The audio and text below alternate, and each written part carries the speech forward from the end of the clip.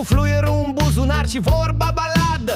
Zice n-am oi, dar am card de metrou și-și paște gândurile în rând cu un flow. Fata de la birou îi zâmbește cu sclipici, el scoate din trăistă un caș mic și un bici. Te duc în munte cu un pas de dans sau rămânem aici la al doilea vagon în trans? Hei, hei, ciobane urban, din stână în metrou ai devenit șaman.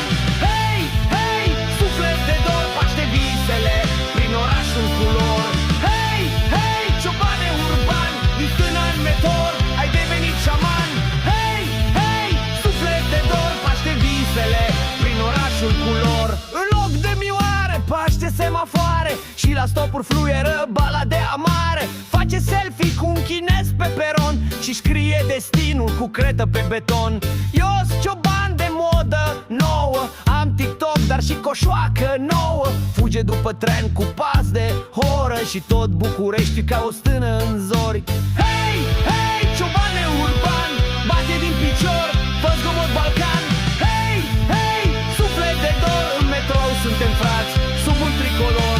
Hei, hei, ciobane urban, bate din picior, fă zgomot Balcan.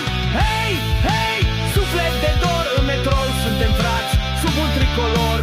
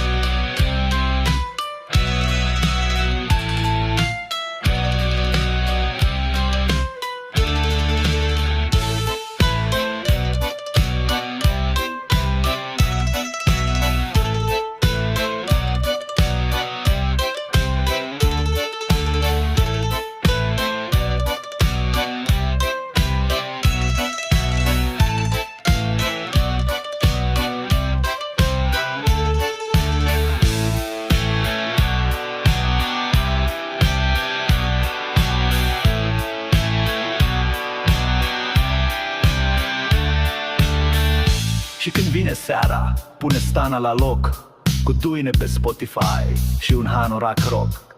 Ciobanul visează departe prin fum, dar tot pe linia 3 îl găsești până în drum.